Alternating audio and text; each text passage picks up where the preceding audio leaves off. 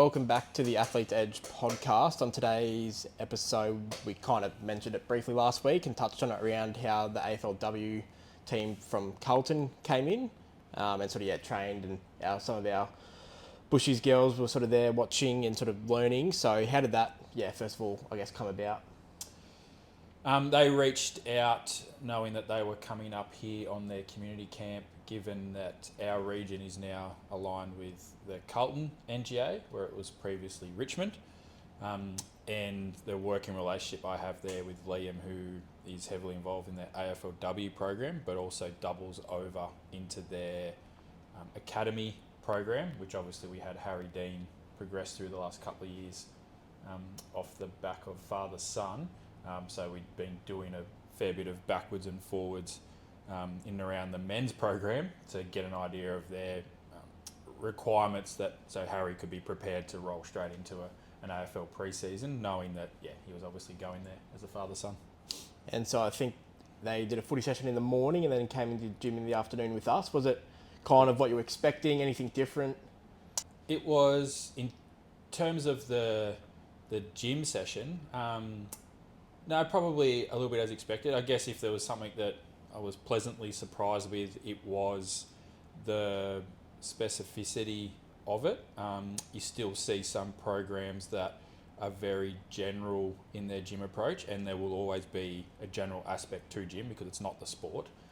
But it was like some strength work, but a lot of really specific work in and around like hamstrings, groins, some of their core work.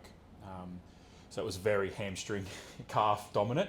And it was great. So like our girls, and talking to them, what they see is a lot of what they were doing is very similar to what we do with our athletes. Yeah, I think speaking to Eliza and Nakaya afterwards, they mentioned just the confidence they sort of take from it, sort of knowing that they're going to be more prepared because this is sort of similar stuff that they've been doing for the last sort of 2 to 3 years. Yeah, and some of our girls watching it going, they actually lift and do it better or lift more than current AFLW players. And it's just, we'll talk about starting early, but it's like anything. The longer you do something, the better you get at it. And so you kind of touched on it there, but you did post throughout the week about, I guess, some of your takeaways from the session and how important it is, just the aspect of learning how to train and why doing that at a younger age sets you up better when you do make it to a professional sort of league. Yeah, so that post is around, so if we look at the physical traits, then if you start at 13 or technically at 25, you're going to be further along because you've spent more time trying to get stronger and faster and fitter. Where I was more going with that was around the sort of the mental psychological approach and the knowing how to train. So one of the common questions we get from a lot of parents is, how's my kid going? How can he improve this? He or her. But my answer often is, well, they still don't know left from right. Like, it's still very much around how do they show up on time? What do they do before the session? How do they work the app? What's their concentration like? Can they concentrate for more than 15, 20, 30, 40 minutes and get through a whole session locked in? Can they get the most out of their warm-up? Can they, their warm-up type exercises, which, people want to be more flexible and more mobile. Well, we do that in the warm-up, and a lot of the kids just don't concentrate, don't do that properly. Can they be given an instruction and then go off and do it because they, know where the equipment is, they know how to execute the technique of it. All that stuff takes a lot of time, and no one walks in the gym knowing how to do it all, and that's our job. But the best athletes that turn out to have the most success do all that stuff very well. So then we do concentrate on the physical around better technique, getting stronger, getting faster. They are so much quicker to react, and it has such greater effect because these things are exponential in that it's like compounding interest. It's not like these little steps. It's like early on, it's a big learning curve, which then you have this rapid learning rate, and it only plateaus out once you start getting very, very good. So for me, it's, all those little things around learning how to train. Well, like I said, it's all those examples, but a lot of kids come in expecting, am I faster? Am I jumping? It's like, well, you're still trying to learn how to tie your shoelaces, essentially.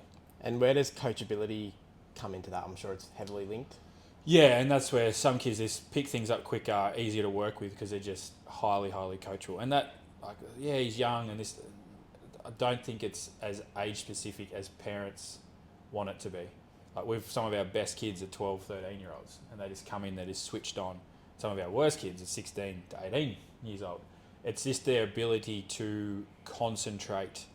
And I can see it. So if I'm having a conversation with a kid in front of me, and I can literally see the words I'm speaking go in one ear and out the other, and we laugh about it, but you can just tell that they're going to walk off and do the exact same thing the wrong way again. And so you go, no, like, whereas the other kids, and I can see how different it is, you can actually see their brain ticking over while you're talking to them. And it's whether they're picturing the words, whether they're making an image of what I'm trying to say, is it just sticks better. So then they walk away and they go, bang. The example, I've used with a few of our kids, especially, in previous months, having Darcy back in the off season, was when you see Darcy train, it's like, you'll tell him to do something, he'll ask a question, you can tell he's thinking about it, then he'll do a rep or two where it's almost like a mini practice rep, then he goes, how was that? And then you'll correct it, and then he'll have a crack at it. It's that level of learning how to train that we're talking about. And to sort of, I guess, wrap things up, did you have any other key takeaways from the Carlton girls coming in? It's not, I have to enjoy this to get more out of it. I love the hard work and doing all the work, and therefore that's the enjoyment I get. And then when you put all that in a room of 40 of them, you can see it's actually really good fun to be around. But yeah, they own their careers. They're really switched on, really diligent. It was great having them in. It was good fun.